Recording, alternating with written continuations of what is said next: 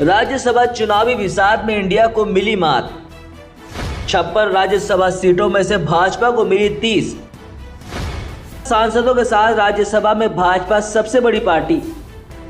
NDA के हुए अब 117 सांसद, बहुमत से सिर्फ 4 कम।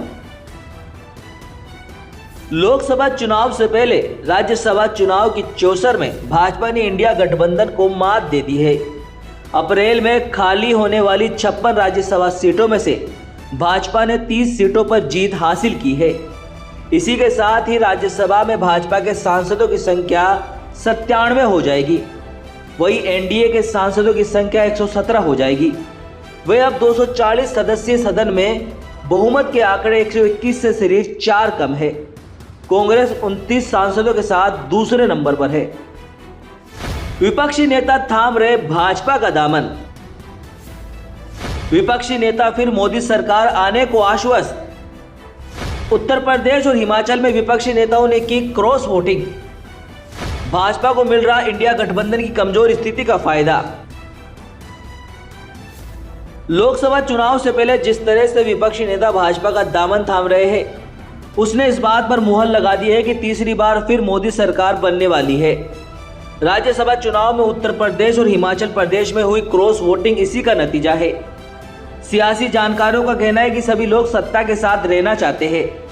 इंडिया गठबंधन की स्थिति कमजोर होने का सीधा फायदा भाजपा को मिल रहा है। इसलिए विपक्षी दलों के नेता भी अब भाजपा के साथ जुड़ना चाह रहे हैं। प्रधानमंत्री मोदी की लोकप्रियता का डंका। खुद मोदी भी कर चुके हैं जीत का दावा। अप्रैल में चुनाव, मोदी के पास कई देशों के एडवांस में निमंत्रण कार्ड। विपक्ष के पास नहीं बचा कोई नेता। प्रधानमंत्री नरेंद्र मोदी कई बार फिर भाजपा सरकार बनने का दावा कर चुके हैं। मोदी ने अभी हाल ही में कहा था कि अप्रैल में लोकसभा चुनाव है। उनके पास जुलाई और उससे आगे के कई देशों के निमंत्रण पत्र आए हुए हैं। मोदी ने कहा कि सिर्फ विपक्षी नहीं, कई देशों के नेताओं को भी ये पता है कि तीसरी बार भी आएगा तो मोदी ही।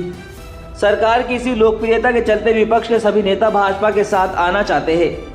यही हाल रहा तो अगले 5 साल बाद विपक्ष के पास चुनाव लड़ने के लिए नेता ही नहीं बचेंगे। तो फिलहाल हमारी इस खास पेशकश में सिर्फ इतना ही। देश और दुनिया की दूसरी बड़ी खबरों के लिए आप देखते रहिए महानगर टाइम्स। नमस्कार।